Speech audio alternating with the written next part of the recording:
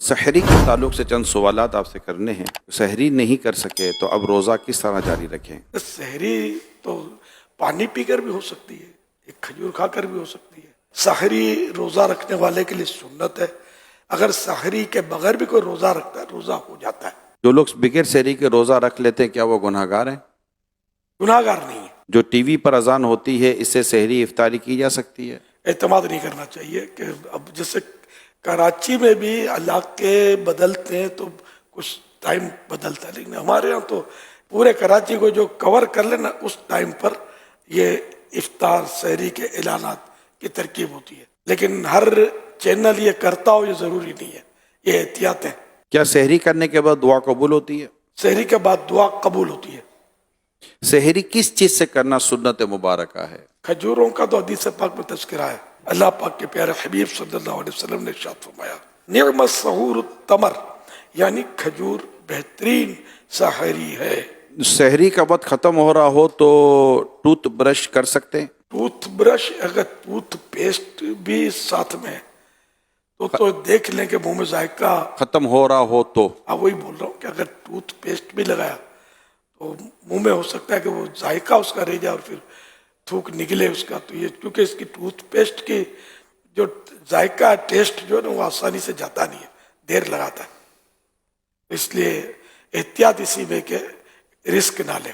کچھ دیر پہلے کر لیں.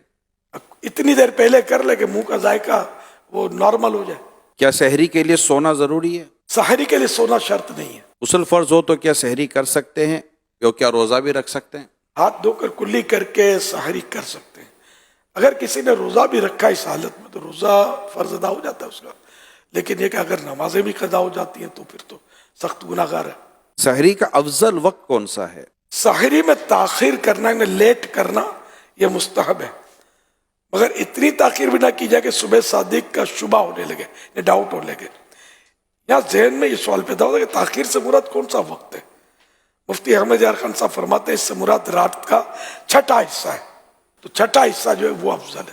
سحری کرنے کی کیا کیا نیتیں کی جا سکتی ہیں سحری میں؟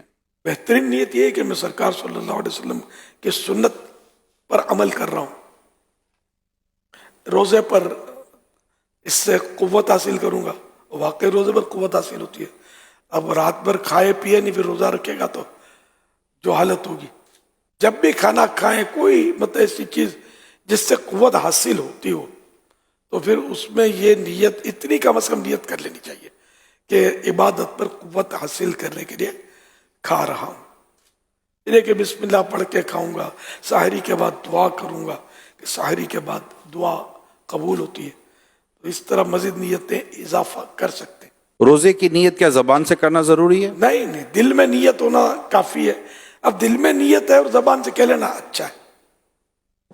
کیا محلے کی آخری اذان تک سحری جب اذان سے سحری کا تعلق ہی نہیں ہے تو آخری ہو یا پہلی ہو، اگر صبح صادق سے پہلے اذان ہوئی تو اذان دہرانی پڑے گی، اور اگر صبح صادق سے بعد ہوئی تو اذان صحیح ہوئی. اگر اس پر کسی نے کھایا پیا تو اس کا روزہ صحیح نہیں ہوا.